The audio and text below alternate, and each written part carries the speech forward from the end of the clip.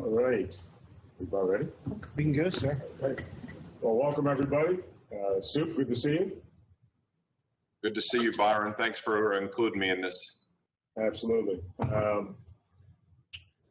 As we're coming up on the end of July, I want to thank Dale and everyone who's been engaged. It seems like it's been a long summer since early June when we had to do a couple of things. One, the Soup and I have been wrestling with COVID-19 in our respective environments for at least 90 days as of June. But then in June, we experienced Facebook Live global coverage of an alumni that basically had been in our leadership environment, had been in the Navy for quite a while, and made global headlines with comments that went out on Facebook Live. So both the Soup and I, since early June, probably would have been dealing with issues regarding equity and inclusion anyway, given where the country is and what's happening around the country.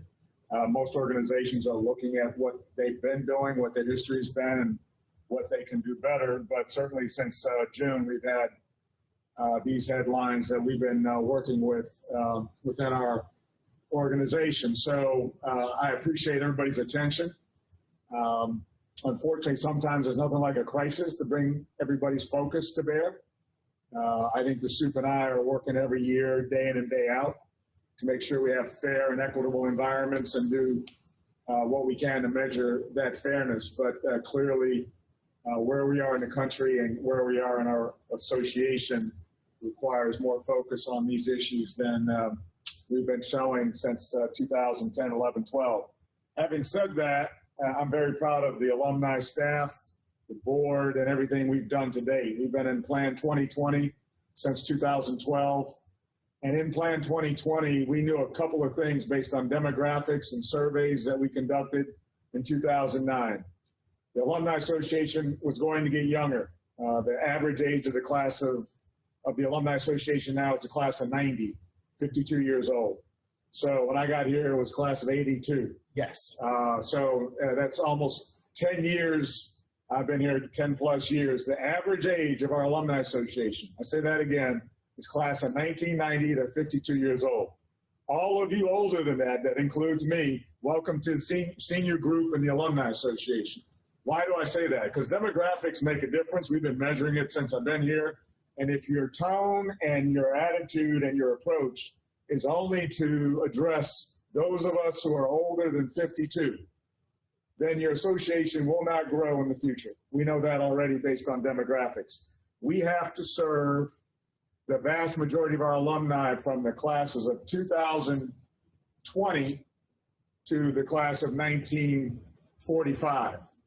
But we cannot overweight the association with either attitudes or approaches or just plain old traditions that only address those who were class of 40, 50, 60, or 70. Not good enough. So one of the things we'll talk about today, which we've been addressing in our 2020 plan, is what is it that we have to do to keep our association healthy and engaged. Dale Alumni, I want to thank you for having your chapter in many of the Mid-Atlantic region on the phone. And actually the results I just heard from Fred about your chapter election shows that with some intention, you can keep the younger side of our alumni engaged. It can be done with intention. But if it's laissez-faire, it will default to the more elder alumni who are retired setting the tone for the dialogue. Nothing wrong with that. I'm in that group, but that's not where the association's going. So we knew all the way back in 2009 that we had to engage younger alumni. What does that mean?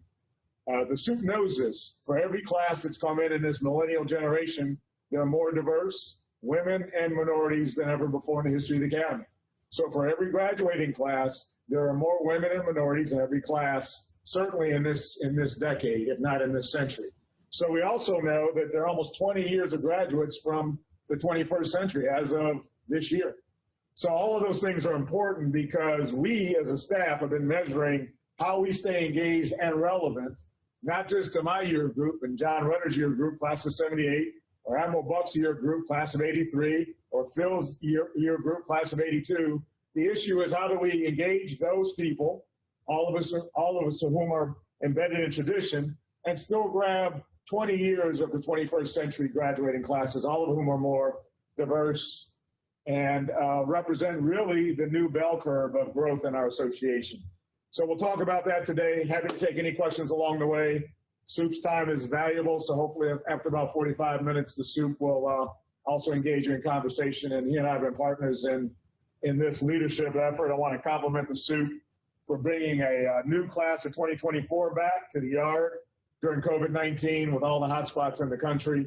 I know he's wrestling with 3 dimensions of how to keep the tradition going, but it's been a proud moment for me to be a partner with him in bringing the class of 2024 in with some element of tradition given COVID-19. So I'm going to go through a slide deck. Again, stop me if you have questions. I'll take questions at the end.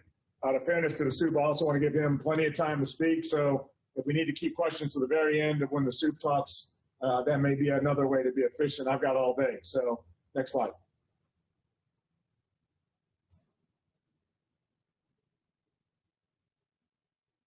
Again, thanks to the yard, thanks to the leadership here in the Mid-Atlantic. We've talked about that a little bit, but very important to have engaged, active alumni in the arena. One of the things I'll say about our lives today is people sometimes substitute tweets, texts, or emails for action. None of those are actually action. The action is when you're actually in the arena, making things happen, engaging with people, making change work. That's hard work. Tweeting, easy to do.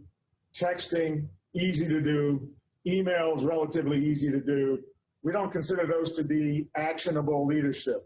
Actionable leadership is what we see on this slide. People engaged actively in leading a group to make sure that we're as aspirational as we can be. So I want to thank all of our volunteer leaders and Fred and Dale who are on the line today. Hopefully Mark is on the line as well as Karen. So thank you for actively being engaged in the arena, which is where leadership really occurs. Next slide. Our core values. We've actually started with this conversation back again in 2009 and 10 when we engaged in an alumni survey that helped inform Plan 2020. We're in the last year of Plan 2020, which has been in place for about 8 or 9 years. About 8 or 9 years ago, a group of alumni and myself got together with our chairman at the time, Admiral Abbott, and looked at what the future would look like from 2010-11 to today. And the things that we recognized in our planning was that we had to engage younger alumni in the 21st century year groups that were going to graduate and engage them in ways that are relevant and make sure that we don't have just an aging alumni base that doesn't represent the 21st century classes and their demographics at the Academy, and frankly, the leadership in the fleet. We knew that at the time. So we made a commitment at that time, this is almost 10 years ago, to equity and inclusion in our association, with intention, by the way.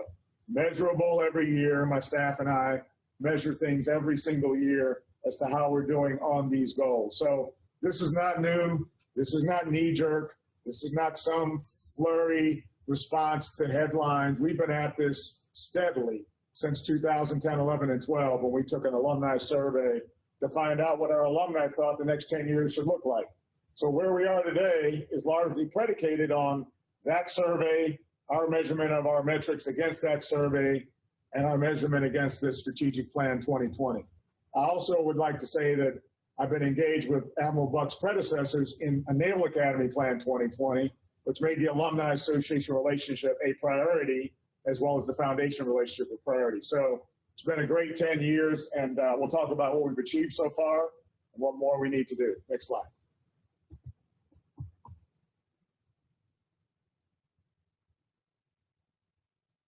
And this is just a representation of people I've had the privilege of meeting or working with or having speak at the Academy in my role as alumni president in the last 10 years. They're all engaged. I'd like to say they're all in the arena in some way, shape, or form. And they don't just consider leadership to be leadership by tweet, email, or text. They literally put their sweat equity on the line, is what we like to call it, in support of our alma mater. I won't read all the names, but I've actually worked with all of these folks during my time here, and they've been willing to take time out of their lives, not just to text and email, but to come back here physically to the Alumni Association or to the Academy and participate in programs that they felt measured up against their ideals, including being aspirational about equity and inclusion. So very proud of this group of alumni, some of whom are DGAs, some of whom are first-time admirals in the fleet, historic for the Navy. Durward Curtis is the head of NAMA, along with Julius Caesar and a few other great alumni, Carl Willis and Ed Gilmore. He's got a long legacy of Naval Academy graduates with he and his wife, Tawanda, and he's actively engaged in the arena every year, month in, month out. Lori Reynolds has come back here to speak numerous times to those at the Academy that want to hear her speak, was engaged in a panel as part of our campaign launch, as the head of Fleet Cyber Command in the Marine Corps, three-star president for the Naval Academy and a basketball alumni. Harry Harris, my classmate, ambassador to South Korea, former PACCOM, he's been heavily engaged with us. Whenever he can, he comes back and speaks to our groups, wherever they are, chapters around the country, back in DC at the Academy. And Mary Jackson, head of CNIC, proud of these alumni and what they represent, and proud that they're leaning in, really helping the Academy and helping our association. Next slide.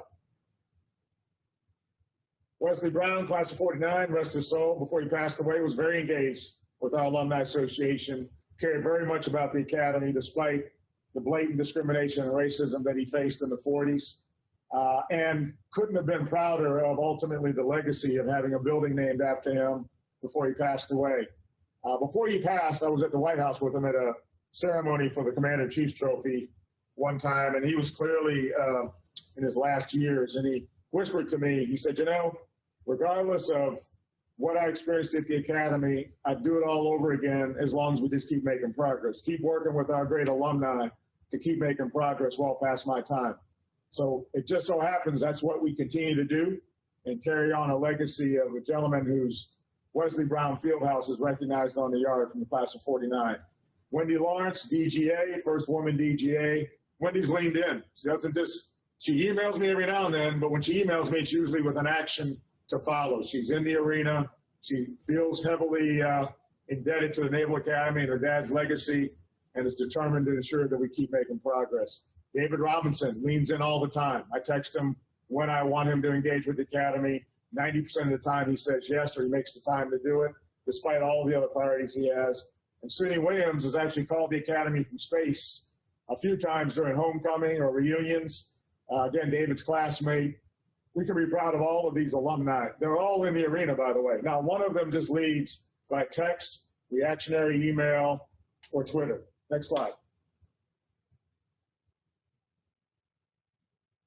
So we're not the only ones in the news with challenges. West Point has had headlines in the New York Times regarding alumni that have written West Point about issues of equity and inclusion. The Air Force Academy is in the news for issues of equity and inclusion. The bottom line is this is embedded in our society, and we at the academies are not immune to it, but we have to lead through it, actively lead through it. I do know the Air Force SOUP, along with our SOUP, are actively engaged in looking at equity and inclusion on their respective campuses and what more can be done, what better can be done. And I know Army's doing the same thing. So all the academies are not immune from these issues. They're embedded in our organizations and among our alumni, and we have to continue to actively lead in order to make sure we don't default to a standard that's less than aspirational to the country, as well as to our institutions. Next slide. And my classmate Bruce Latta, the SOUP's Dean of Admissions, has also had to deal with this, with an incoming class of 2024 who's no longer admitted. So when people say, this is an older generation issue, it's just the older generation that creates these tensions, not true. It's been passed down through generations. So the bottom line is we as leaders don't get to choose the times we're in, but we certainly get to act on them. And the Academy is expected to be more aspirational than the mudslinging you see on TV quite a bit. We should be that way. We have to be that way. So I'm proud of the SOUP and of my classmate for upholding the standards of what it takes to be at the Academy, particularly on these issues of equity and inclusion. As I've said to the incoming I-Day parents, nobody cares what race or gender you are or what your beliefs are. Just do your job and make sure we all come back alive from the mission. That's really what we care about. Do you know your job? Do you have the resilience to do your job under extreme stress. That's what we care about. If you don't, we don't care what race you are, you don't cut it. So if race is an issue for people in an environment of extreme stress, the academy and the military is not a place to be for any of them. Next slide.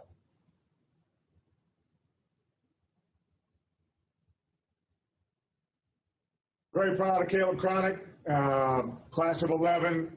He and I have been working together closely since early June when his alumni in that chapter had the Facebook remarks that were covered globally on these issues of race and equity.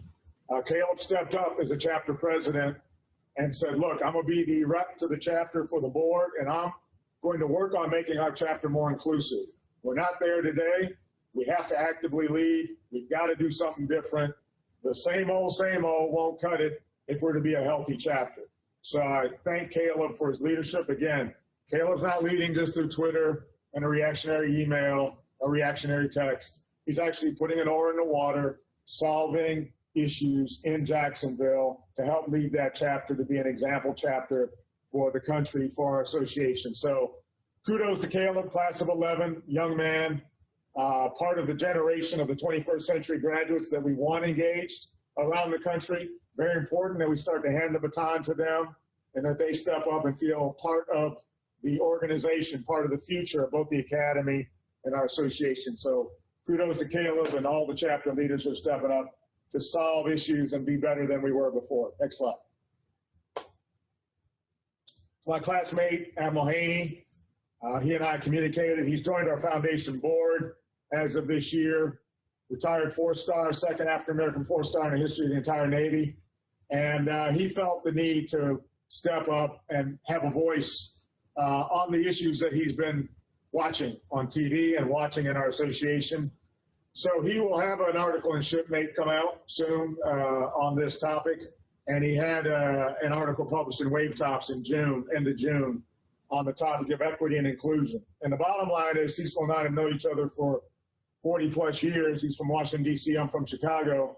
The bottom line is both he and I would acknowledge that race is an issue in our lives, has been an issue we've had to deal with since we were at the academy and throughout our leadership careers. But we've chosen to deal with it and be resilient and be a team player to keep the ball moving. His point really is we all still need to work it out. It's not resolved. It's still among us. And without active leadership on the issue, it will fester again. So very proud of Cecil for stepping up, writing an article. He's going to actively engage in conversations with us around the country upon request about his experience as a 4-star Stratcom commander, Pacific Fleet commander, and an African-American. Next slide. And Admiral Buck, he'll speak for himself today, but it's great to be a partner with a Midwesterner. He's from Indiana, I'm from Chicago. I think the Midwestern values are key, I believe, to what makes the academy strong. That's my bias, but I really believe that. Hardworking, true to the bone of what the academy is all about, comes from a long blue line of academy graduates and relatives. I'll let him speak for himself today, but Admiral Buck, great to work with you as a partner on all of the issues that we're facing, of which this is only one. And there's multiple issues in play all at the same time. So great to work with you, sir. I look forward to your comments today. Next slide. And Admiral Gilday has had comments about our core values, and he also acknowledges that the Navy has work to do. I agree with that. I think some of our retired Admiral alumni are talking to Admiral Gilday about what more the Navy can do to be better than they are on these issues of equity and inclusion and leadership. So I'm proud to see him, class of 85, step up and say that and get out in front of it and lead actively on it among the fleet that he leads. Next slide. And then I've got to mention my partner, Admiral Sam Locklear, the chairman of the association. It's been great to work with Sam as chairman. We're fortunate that he and Pam are willing to step up as public figures when they could easily go off into retirement and not do this. But he believes and loves the academy, and this was his way of giving back after his full career and retiring as Pacific Commander. I couldn't be prouder to work alongside him at a time like this with COVID-19 and the challenges that we face on equity and inclusion. So Sam formed a special committee, and that special committee is underway doing work on how we can be better tomorrow than we are today. Even though we've been working at these issues since 2012 in our strategic plan, we know we can be better tomorrow than we were today. So the special committee's been formed to review missions, vision, and programs to see what we can do better to be more equitable, more diverse, and more representative. Again, average age of our alumni is 52 years old, class of 90, not 60 years old, class of 78. So we got to work on that, and the special committee is looking at the demographics. Next slide.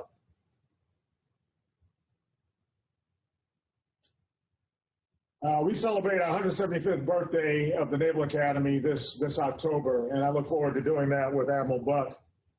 The history of the Academy and our legacy is one of being an aspiration to the country. When it was founded to address an issue that had resulted in the hanging of some mids in a training incident, and they decided they could do better than hanging mids who were accused of mutiny during a training mission. So they formed the Academy, and the rest is history from Fort Severn. The point is, even they knew back then that they could do better than they were doing back in the 1840s with respect to how they trained leaders for the future of the Navy. They were always looking at ways to be better, and here we are 175 years later talking about this tradition as something that we carry forward in the long blue line. So very proud to celebrate 175 years of the Academy this fall. And I think it's propitious that Admiral Buck and I are wrestling with some of the issues that we're wrestling with as we come up on 175th. The Academy's been around a long time. It'll be around another 175 years plus. It's been through the Spanish flu, civil rights movement, Vietnam War, Vietnam protests, and a whole series of social issues all along the way in our country. The Great Depression, War on Terror. It's been around in every one of those instances and been relevant and gotten better each time. So challenges in front of us to get better again. Proud to be with Admiral Buck as we celebrate 175th this fall. Next slide. Our association's been around 134 years. Again, it's an association that I think we have to recognize was always empathetic to our alumni, even back in the 1880s. And they decided to shift from being an association of graduates to an alumni association during the Great Depression for one simple reason. Many midshipmen had to go home and make money for their families during the Great Depression, and they couldn't afford to stay at the Academy despite the fact it was a free education they were getting paid. They had to go home and take care of their families. So the Alumni Association has really evolved in the 1930s to accommodate people who couldn't graduate but who were otherwise serving honorably and had to leave the Academy for a variety of reasons. They felt it was equitable to include them in our association. And in fact, we have many non-graduates who are in our association today. That's why we're not just an association of graduates. It's not an automatic. You're not just here because you're a graduate. You're here because you actively pay into the membership and want to be part of the long blue line. So our association's always been equitable. I'm very proud of what we represent. We also have evolved with the times. Very proud of that history. As we've celebrated 134 years in June, still working on issues of the day, but that's where we should be. We should be relevant for tomorrow, and that's what we're going to do. Next slide. I'm proud to really share these statistics. Admiral Buck really has these stats, and so he hasn't been on these calls with me, but I share some of these Naval Academy demographics because sometimes I think our alumni don't realize what the demographics are. 39% minority, 61% white, that's race, and then 73% male, 27% female. It's class of 23. Overall brigade, 73% male, 27% female, 63% white, 37% minority and multiple races. When I was at the Academy, there were probably less than 5% minority. There were no women in my class. But I was here when the first class of women came in the class of 80. And there were a handful of them as well. So this is where we are in 2020. Whatever academy you think you experienced, mine in the 70s, Sean's in the 80s, is not the academy of today. Way more diverse, way more representative of our population, and graduating with younger attitudes and more technically savvy around all the data that's out there and available to do your job. So that's the world that we now serve as an association. When I see a new graduating class, that's what we have to be relevant to, not just to Admiral Buck or myself or John Rudder. That ship is somewhat sailed. The more relevant future are these graduating classes that are in front of us. Next slide. So again, I mentioned that we formed Plan 2020 in 2012. That was based on a survey done in 2010 and 11 of all alumni. That survey drove Plan 2020. And ultimately, among the things that we endeavored to do with Plan 2020 was to be more equitable and more inclusive and be younger in our alumni leadership group so that we would stay relevant as our average age of the association continued to get younger and younger in the class year groups. That's what we've been at every year since 2012. Craig and others who work with me on the staff measure this every single year, multiple times a year. We have data, we have analytics, we know where we are, we know what we've done, we know what could be done better. So very proud of that. We've also expanded the electronic communications. I couldn't be prouder of Craig and the IT team here. We're supporting chapters around the country with their membership and maybe events modules here electronically, which has never been done. Kristen Peronis really launched Wave Tops and social media during this decade, which has been a big, attractive way for us to engage with alumni. We've got a new alumni center being built that came from this strategic plan. In fact, that's in Sean Buck's Naval Academy 2020 strategic plan. So the alumni center that we're building was part of this plan back in 2012. Increased board diversity, we measured every year as part of this plan. And then growing new groups that engage alumni better, shared interest groups, were part of this plan. So lots of things have been done as a result of Plan 2020, much of what we see today. Next slide. So we keep stats on our grads as against what the Academy is graduating to see how we line up and how representative we are when we look at chapters or clubs around the country. And we're 10% women and about 13% minority among our living graduates. Among members, total members, we're 13.4% minorities and 11.45% women. Again, the median age is 52. I'm well past that. I'm past CPA and opening on that one. But that is the median age. In fact, Craig Washington just passed that. So he's on my side of the hill, class of 89. I say all that to say these are important demographic data stats for you as chapter leaders. Our median age, if that's the median age of our association, class of 90, take a look at your chapter demographics and see what your median age is. If it's class of 78, and John Rudder and I happen to represent the median age of your chapter, you are not growing. I can guarantee that right now. You've got to get younger in order to grow. Regardless of race or gender, you got to get younger in order to grow.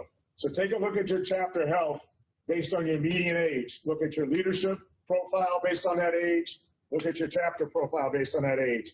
If you're much older than that, you got to work on, and we can help you recruiting younger alumni to engage with you actively in your chapters to stay healthy. Next slide. Very proud of these shared interest groups. They came from Plan 2020. They came from part of being more inclusive and equitable strategically every single day, not just in a flurry or in a knee-jerk reaction to headlines. Naval Academy Women's Shared Interest Group's been up and running for a couple of years, 1,600 members from a standing jumpstart, 24 events alone in 2019. Very much engaged with Barbette Lowndes and all the others who helped form that shared interest group, and they're an asset to our association, 100%. Leaning in chapters, leaning in this dialogue on how we could be better. Very important new development in the 2020 plan in our association.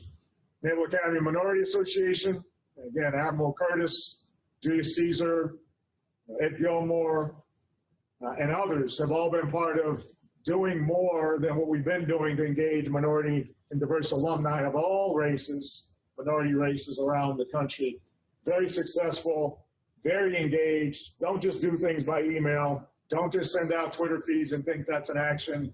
They're very engaged and in the arena and at the Academy, helping the suit, frankly, and helping the Navy in the current dialogue, which we're very proud of. So kudos to NAMA for all they do and the active engagement they've had with chapters in our Academy and our association.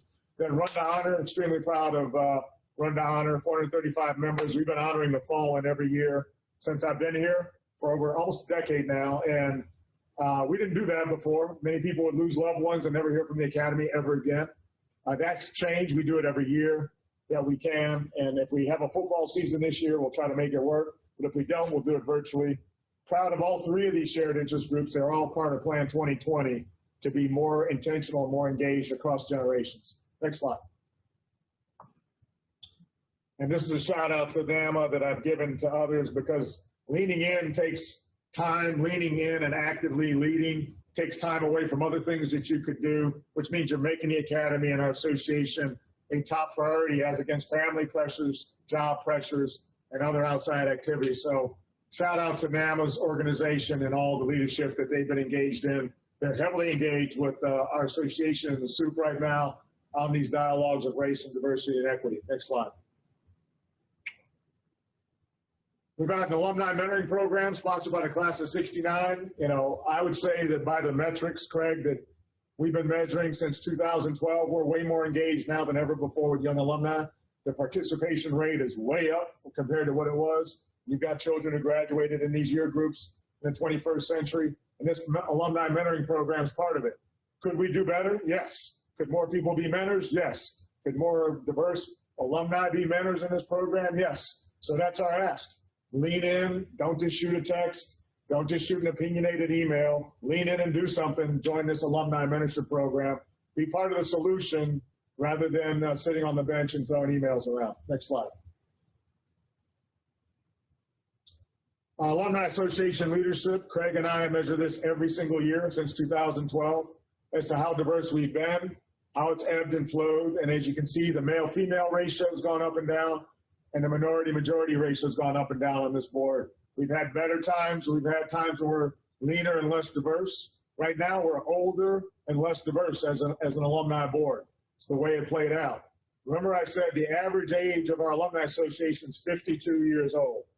The average age of our board right now is 57 years old. It's always been 56, 57, 59, 57. We have work to do to get our alumni board to be demographically the same as our average age of our association, which means we need younger people from the chapters and younger people from the regions to participate in order to make sure we're on the right side of the growth of our alumni base as they get younger and they're more in the 21st century graduating classes. So again, we've got work to do on our National Alumni Board to be younger and more representative of the 21st century classes than we are today. Next slide.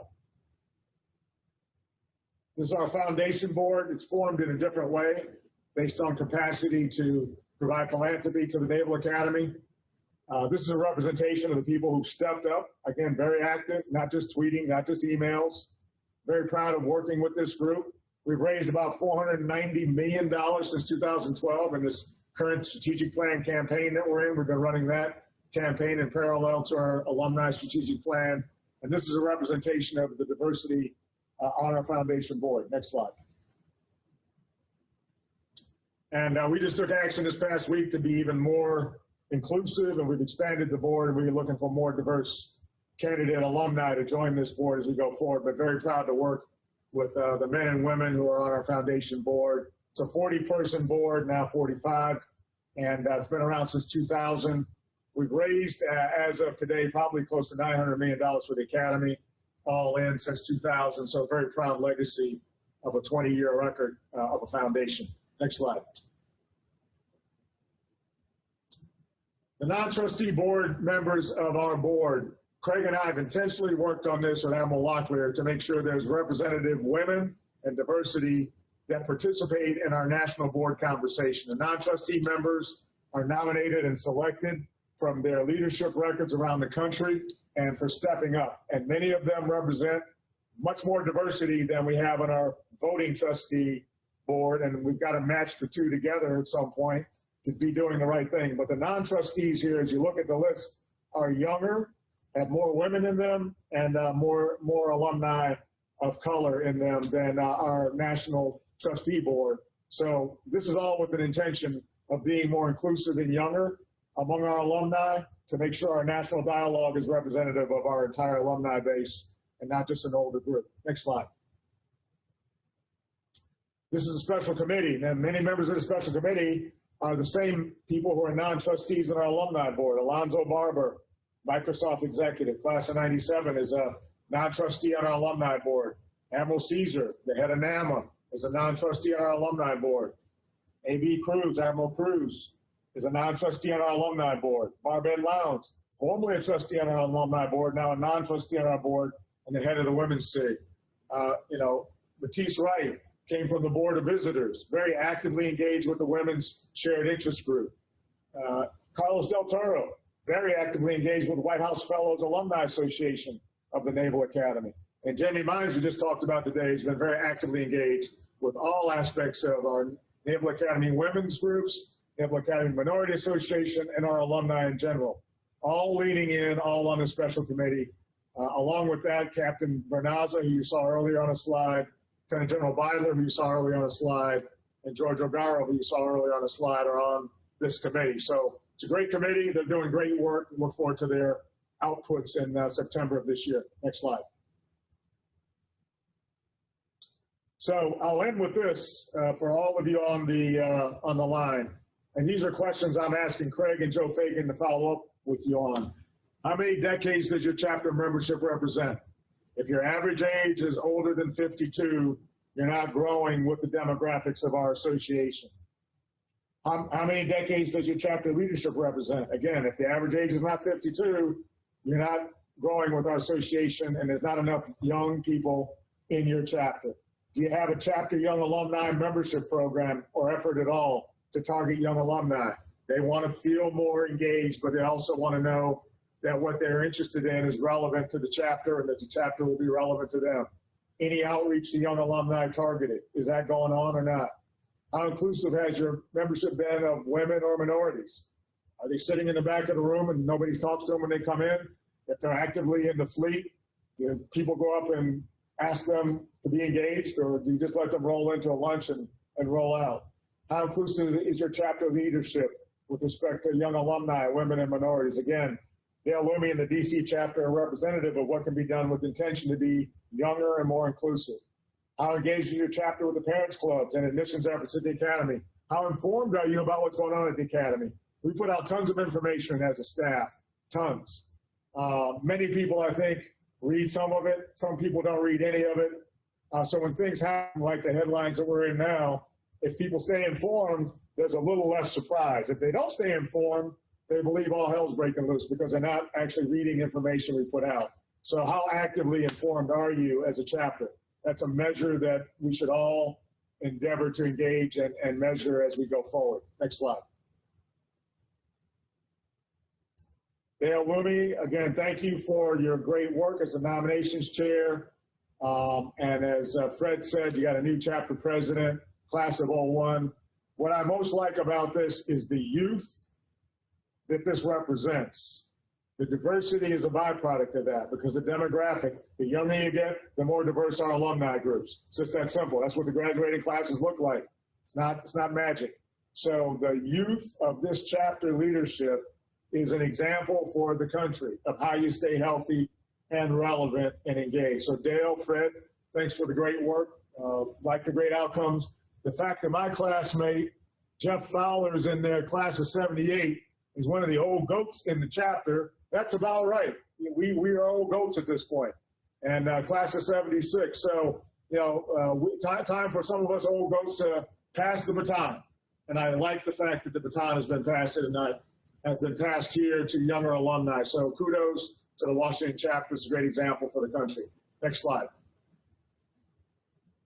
We have other chapter selection criteria, some of whom are on the board. There's 12 chapters on our board that offer an opportunity to have a representative alumni that's younger than anyone who comes from a particular class. So there's 12 opportunities from chapters around the country to present young alumni to our board, if that's what they choose to do as their chapter rep. If that's not what you choose to do, then we get older or less diverse or both.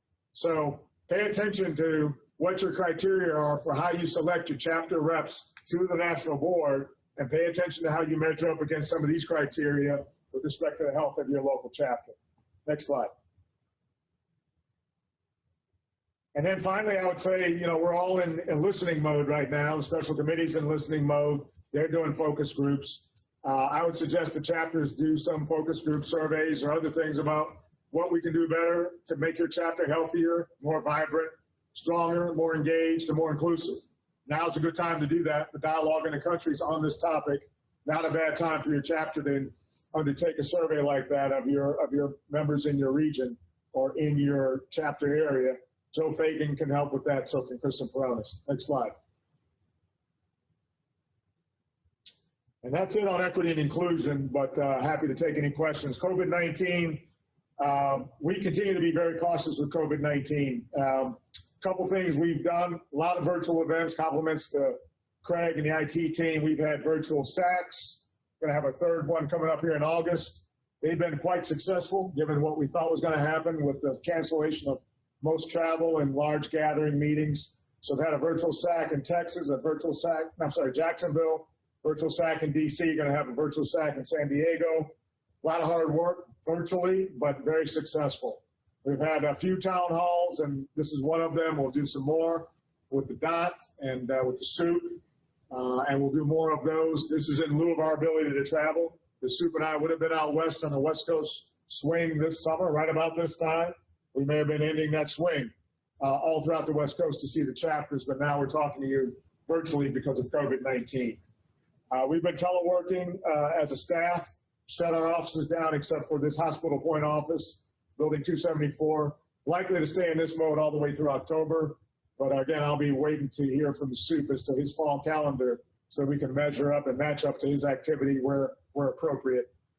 Proud of the Chapel Dome project we've had. That's been done virtually. We've sold $1 million worth of artifacts of the Chapel Dome. The SOUP was the first to order them, so he started the whole ball rolling. And we've had $1 million in sales ever since. So it's been a great project during the COVID-19 telework and virtual work period.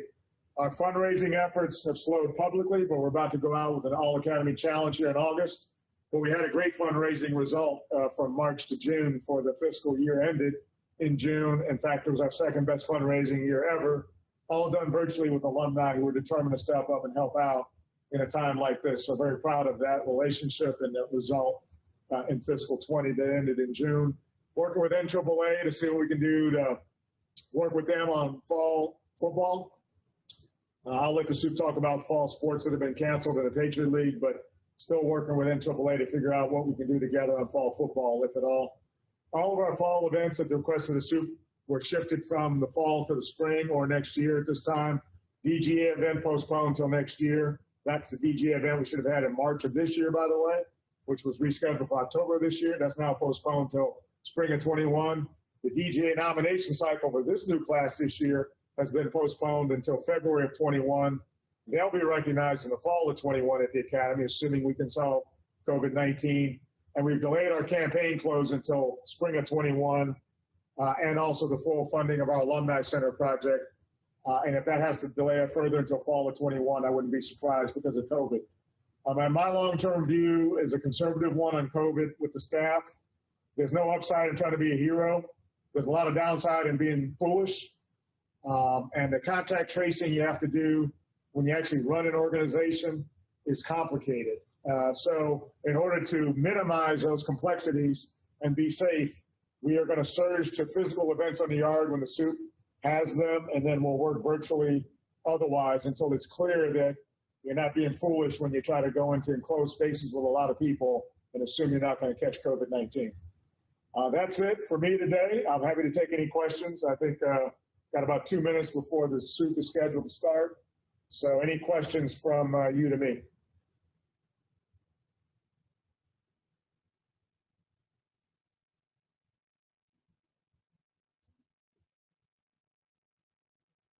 Sir, I don't see any hands raised, so maybe the SOUP's remarks will help stir some things up. Okay.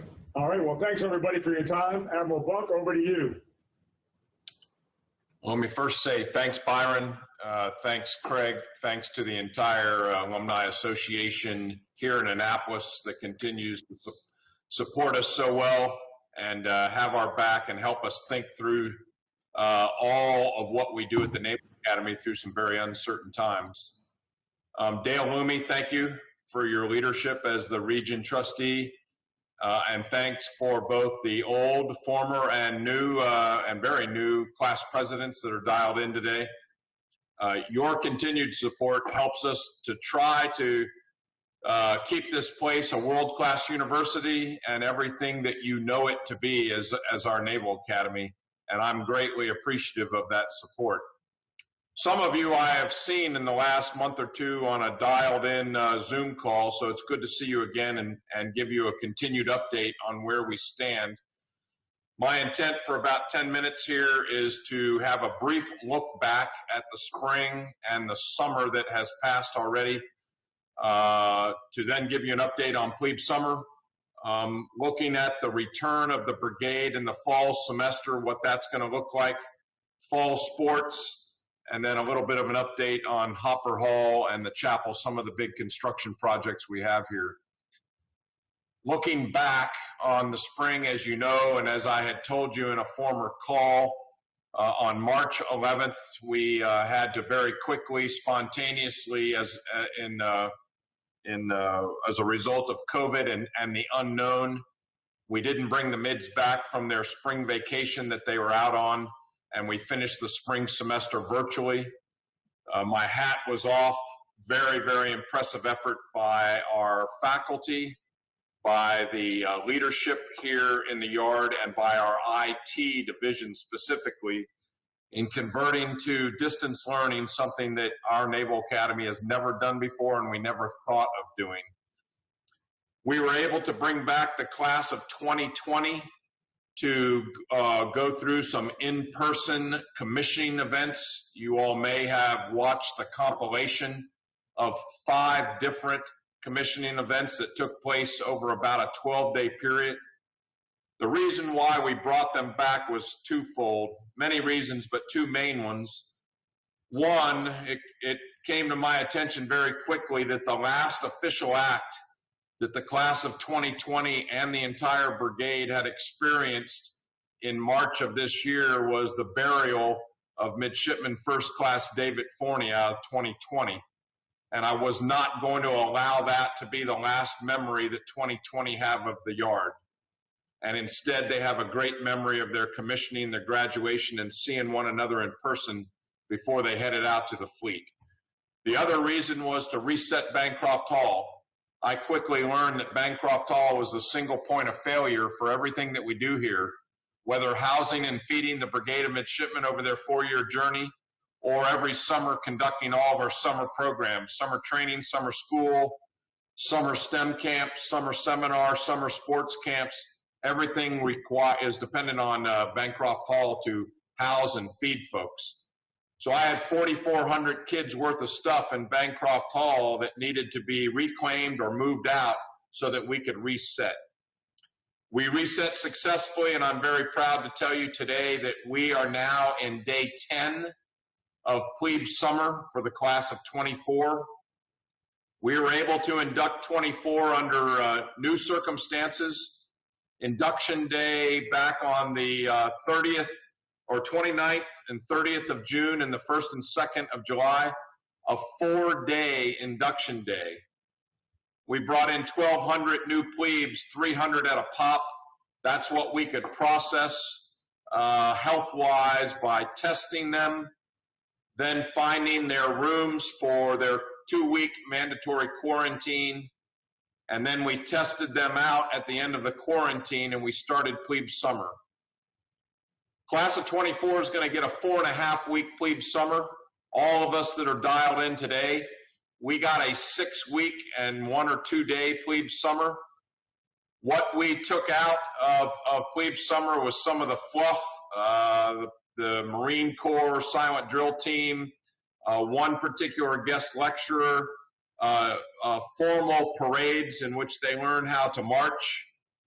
They're going to get all of the rest of plebe summer, everything that we got: sailing, shooting, manual of arms, close combat, damage control, plebe rates, everything that you remember in your plebe summer, those core skills that they need to matriculate into a military environment are being done. We do PEP every morning. I just had a great morning this morning at 05:30. And we continue to execute, I think, what all of you all would approve of for a plebe summer for 24. We had to organize them differently. I won't go into great detail, but the 1,200 plebes are divided up into 40-person platoons plus 8 detailers, so platoons of 48. And those platoons will go through plebe summer really predominantly by themselves, and those platoons will never cross-pollinate. And that's what the docs told us is the safest way to slow the spread and or completely prevent COVID. All summer training this summer was canceled for the upper class. The fleet could not absorb any midshipmen from the academy or from the ROTC units. We, with the exception of Leatherneck, which is a requirement to matriculate into the Marine Corps, is ongoing. Thank you to the United States Marines down in Quantico. I just went down yesterday and witnessed Naval Academy midshipmen going through Leatherneck, and it's working very, very well. So what do we do with midshipmen that have a bunch of free time? They're not gone on gray-hulled ships or submarines or aircraft squadrons for summer training. For the first time ever, damn near every midshipman took summer school. We normally have 750 summer school seats occupied by midshipmen going through 1, 2, or 3 very short compressed blocks of summer school. Usually those kids that are in academic adversity that need to make up a class that they failed, and or the fall athletes that are trying to get ahead and lighten their load for their fall sports season. This time we had 3,100 midshipmen enrolled in summer school. Most of them took 2 full classes over an 8-week term, an 8-week semester. And what we were trying to do was to pay that forward. We were still not completely convinced that we could return the brigade in August and that we might go online again in the fall. And I have come to learn, and all of us came to learn, that online schooling is very difficult. It's difficult on the professors to present, and it's difficult on the students to take. So a normal midshipman's taking 5 or 6 classes a semester, anywhere from 17 to 22 credit hours, and that was not going to work online. So what we did, they took 2 of those classes, they lightened up their fall academic load, and I'm very happy to tell you that the brigade is returning, and they started yesterday. We're going to bring back the brigade of midshipmen over an entire month, starting yesterday, going all the way up to the end of August. We're going to start with online classes for the entire brigade until we get everybody back. And then we're going to transition to a very hybrid situation for classes. By hybrid, what I mean is you may have midshipmen in the classroom with a professor live. You may have midshipmen in a classroom with their laptops on their desks, and their professor presents himself or herself online on video from their home or their office teaching. You might even have a professor in a laboratory with no midshipmen doing the laboratory experiment online and then providing the resulting data to the midshipmen to get the learning objectives and the learning outcomes they need from a laboratory period. What do we got for fall? Fall athletics. Patriot League has canceled all fall sports. Not winter, not spring, just fall sports so far. And as Byron mentioned, college football across the country and college football for Navy is still to be determined. We're looking to have an answer on the 1st or 2nd of August. Those are weekend days coming up. We may have our answer by the end of this week or early next week as far as what the intent is for the American Athletic Conference. Football or no football in a conference, whatever that may turn out to be, Army and Navy, we have a commitment to one another to compete against one another in all of our sports to the greatest extent possible over the fall. More to follow on what that looks like, but a strong commitment from Army, and we'd love to bring in Air Force if we could, but the geographic tyranny of distance may hamper that effort. Now, as you see in this slide, the Commander-in-Chief Trophy's in its rightful place. It's here in Annapolis on the yard, and COVID be damned, the Commander-in-Chief Trophy resides with Navy.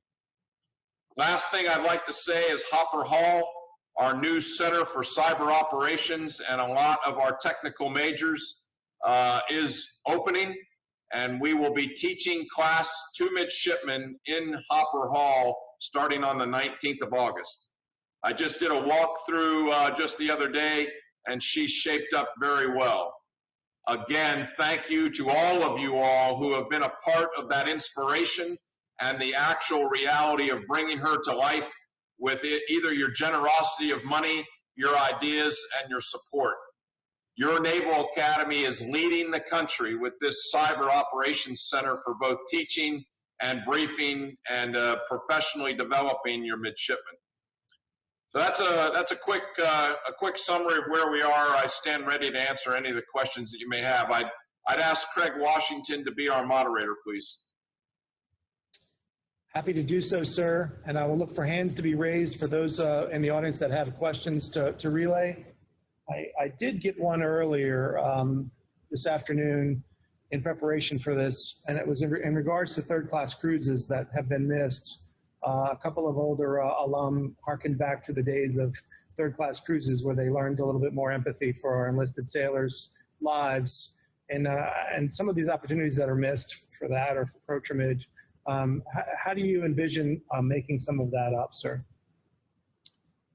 So we're going to either go from operating only from a worst case perspective to make up the lost training, or work all the way to the best case and make it all up. You all need to appreciate that once we did a little digging and a little research, the only training that is required to graduate and earn your commission from the Naval Academy is one gray-hulled cruise or leatherneck if you're going to become a United States Marine. Every other bit of our training is not required by law or policy. But we all know that all of the training that we do is extremely valuable in producing and developing the best leaders and the best prepared leaders that we can. And through philanthropy and from federal dollars, we spend a lot of money every summer in providing extremely robust sets of experiential learning and professional development training. But we're going to start with whatever the fleet can support. Right now, the fleet says they don't anticipate until late spring or early summer next year to be able to accept midshipmen, ROTC or Naval Academy midshipmen, for training again. So to try to capture any of that during Christmas break or during the fall or any kinds of temporary leaves of absence during the academic year, we're learning is a non-starter. So we're looking right now to develop and prioritize who needs the summer training the most and make sure that we meet the minimum and strive for the maximum in their professional development. Over. Hey, Craig, this is Dale. I can't raise my hand since I'm audio. So the question I have, I received some questions that the SOOP addressed a few weeks ago about the names of buildings on the Naval Academy yard, named after some of the Confederacy heroes. I wanted to know if there was any update on that. Yes, sir. The update that I could give you so far, one, let me remind you what I tried to teach you what I learned. Only one person in the United States Navy is given the authority by law to name buildings on Navy bases, or in this case, to rename buildings, and that's the Chief of Naval Operations. Only one person in the Navy has the authority to name ships, and that's the Secretary of the Navy. And those two duties do not cross over, and those duties are not delegated. So the authorities, the decisions do not rest with me. I'm more in an execution mode once I get direction from my chain of command. Since we last talked, what we both know is that the House and the Senate passed in the NDAA, the upcoming defense budget, language that says they want the military to consider and look at and rename bases, and names of buildings, names of roads, and names of ships, in our case, for our Navy. That defense bill has not gone to the White House for signature yet, so it's all pre-decisional. But once we all watch that, we'll figure out what the way ahead is, what timeline they want if they mandate it, and we'll see where we're going to go, sir. Thank you, sir. I'll give you one more that came in on some of the parent network, was more related to whether or not all the brigade is returning, or do you have any scenario where part of the brigade does not return? Yes, we do. So the answer right now, as I speak today, is the entire brigade, which is 4,618 midshipmen today. The entire brigade does not fit back at the Naval Academy at any one time in a scenario where we are safely separating them and following health protocols to slow the spread and minimize the spread of COVID. So with that said, there will be a portion of the midshipmen, it's a small percentage, that we have to find alternative lodging, feeding, and caring for at least the first semester through Christmas. That's either expanding our lodging capacity beyond Bancroft Hall, or that's making a choice to leave them somewhere else off the yard with their parents, with their sponsors, in some way in which they go to school through distance learning. We're in the final throes of coming up with that plan, and as soon as we have it and have all agreed to it, we're going to articulate that very widely on all of our websites and in articles, and everyone will know what we've chosen to do to best train, educate, and develop the Brigade of Midshipmen as a whole. Over. Copy, sir. Dale, did you have another question? Nope, that was good. I just wanted, that was the questions I received from some of the chapter people, but great answer, and we'll stand by. I'm good. I think we've done a pretty good job of tailoring these presentations to where we thought the questions were heading. So I've got us at 1301 for all of us military types. I don't see any other hands raised out there, so I'll give you one more shot for any hands to be raised, or if we've got everything covered.